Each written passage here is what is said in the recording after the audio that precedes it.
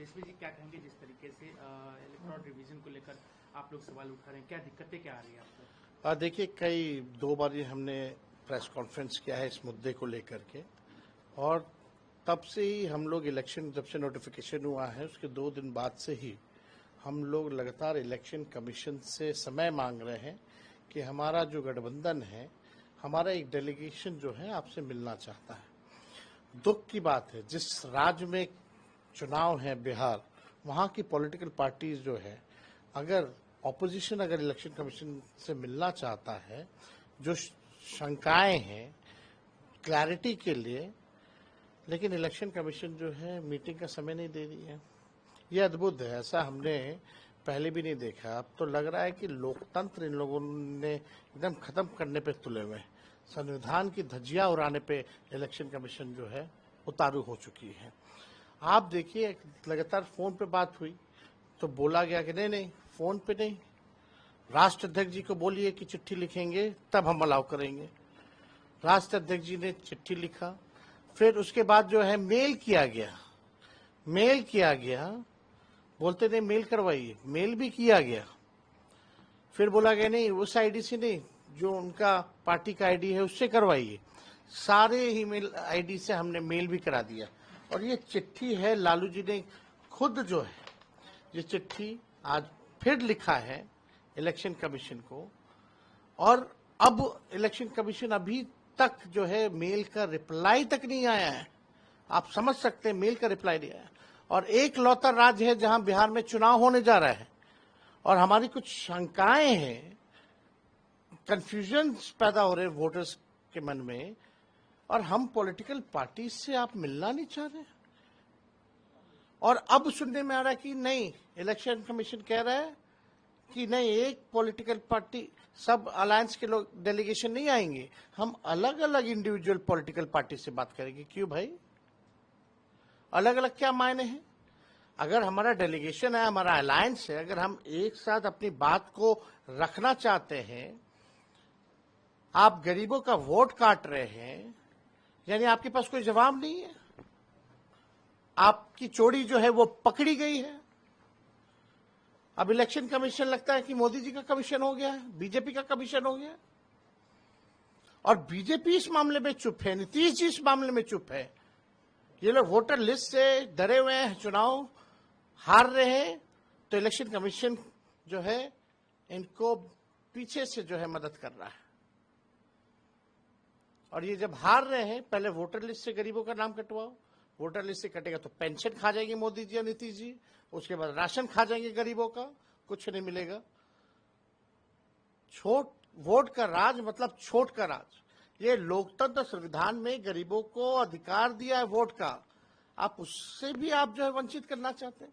इन बाढ़ का मौसम है, अभी लगातार बारिश हो रही है पटना में, वाटर लेवल जो है नदियों का हाई हो गया है, कभी भी बाढ़ आ सकता है, तो अधिकारी बाढ़ बचाव कार्य में लगेंगे या वोटर पर्ची ढूंढेंगे?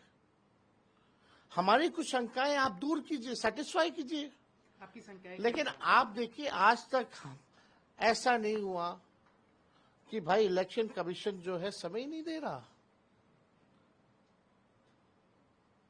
पॉलिटिकल पार्टीज है, जहां चुनाव है, ऐसा कौन सा व्यवस्था है इलेक्शन कमीशन की, हम जानना चाहते हैं। एक राज्य, केवल एक राज्य में चुनाव है, इतनी कौन सी व्यवस्था है? अब बात करते हैं वन नेशन वन इलेक्शन की, एक जगह तो ढंग से चुनाव नहीं हो पाता, बेईमानी होती है। तो ये पूरी तरीके से स्पष्ट हो गया है, साजिश हो रही है, और इलेक्शन कमीशन और मोदी जी, नीतीश जी तीनों मिल करके ये बेईमानी कर रहे हैं। इनके पास हमारे सवालों का कोई जवाब नहीं है, इसलिए ये जवाब नहीं दे रहे, मिलने का समय नहीं दे रहे। आप बताइए फिर क्या क्या क्या फायदा है फिर इलेक्शन कमीशन का? आप चुनाव क्यों कर रहे हो? मत करो चुनाव, ऐसे बैठा दो और एक्सटेंशन दे दो। ये क्या दिखावटी है ये लोग से। And where is election commissioner? वो मिस्टर इंडिया क्यों बने हुए हैं? एक प्रेस कॉन्फ्रेंस का उन्होंने एक प्रेस कॉन्फ्रेंस करके भी जवाब नहीं दिया। मुद्दे पे नहीं बात करते, कथा सुनाते हैं लोग।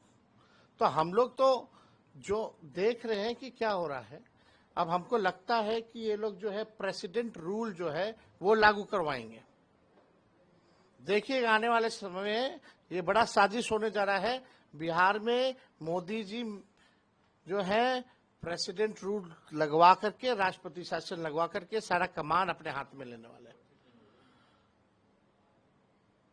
आप सोचिए कितना बड़ा मुद्दा है ये।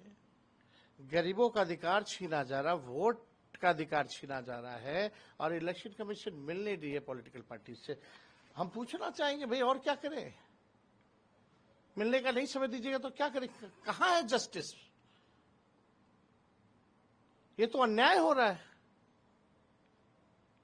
तो क्या आपको लग रहा है कि आने वाले दिन में आप लोग के लिए और चुनौतियां होगी इस तरीके से अगर किया जाएगा तो? नहीं तो सब लोग नंगे होंगे।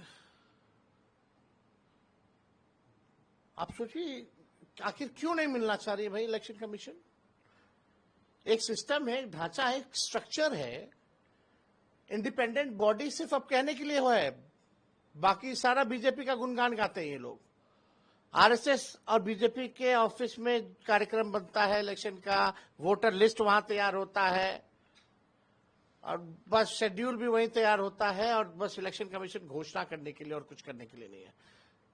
मोदी जी हो या बीजेपी के कई नेता कितना बार चुनाव में धर्म के नाम पे गंदी गंदी भाषाओं का इस्तेमाल किया है। आज तक इलेक्शन कमीशन ने प्रधानमंत्री या गृह मंत्री या उनके जितने चिंटू पिंटू हैं उन पे कोई कार्रवाई नहीं की है।